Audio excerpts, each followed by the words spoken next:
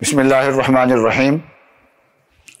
अंबिया अलैहिमुस्सलाम में से सैयदना हज़रत ईसा अला नबीना व अलैहिस्सलातु वस्सलाम जलीलुल क़द्र पैगम्बर हैं।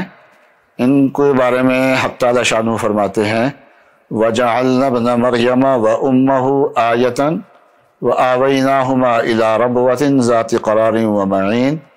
कि अल्लाह ताला ने हज़रत ईसा अलैहिस्सलाम को और इनकी वालदा को अपनी कुदरत की निशानी बनाया है। इन्ना मसला ईसा इंदल्लाहि कमसली आदम। आदम अलैहिस्सलाम माँ बाप के बगैर पैदा हुए हैं और ईसा अलैहिस्सलाम जो हैं वो बाप के बगैर पैदा हुए हैं।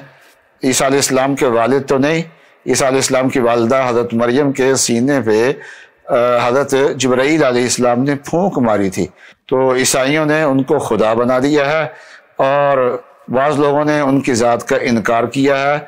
तो मिर्ज़ा ने उनकी सीट संभालने की कोशिश की है और कहता है कि ईसा अलैहिस्सलाम जिन्होंने आना है वो मैं ही हूँ। तो कहाँ ईसा अलैहिस्सलाम और कहाँ मिर्ज़ा जो है ग़ुलाम अहमद कादियानी, तो क्या ज़मीन व आसमान का फ़र्क है। तो कुरान और हदीस में अगर मसीह मौऊद हज़रत ईसा अलैहिस्सलाम जिन्होंने दोबारा आना है तो उनकी अगर 50 अलामात बयान की गई हैं तो उनमें से एक भी इसके अंदर नहीं पाई जाती। और जब मिर्ज़ाई इसके नाम के साथ हज़रत मसीह मौऊद का लफ्ज़ बोलते हैं तो एक लफ्ज़ में 50 से ज़्यादा झूठ बोल जाते हैं वो लोग।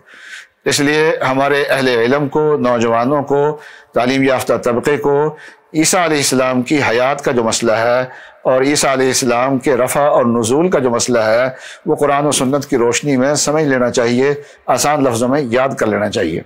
हमारे अज़ीज़ काबिल क़दर हज़रत मौलाना रिज़वान अज़ीज़ साहब, अल्लाह ताला ने उनको मुताले की सलाहियतें अच्छी अता फ़रमाई हैं और इस वक्त 15 दिन के लिए गालिबन वो ऑनलाइन हयात मसीह के मौजू पे कोर्स करवा रहे हैं। तो ऑनलाइन कोर्स में शरीक होना बहुत आसान काम होता है, इसलिए इससे फ़ायदा उठाएं और हर मुसलमान को, हर नौजवान को चाहिए कि यह मसला उनसे अच्छे तरीके से सीख लें और आसान लफ्ज़ों में उसको याद कर लें और जब कहीं मौका आए तो इस मसले को अच्छे तरीके से किसी को समझा सकें और कोई उलझाना चाहे तो आपका जहन उसकी वजह से ना उलझे।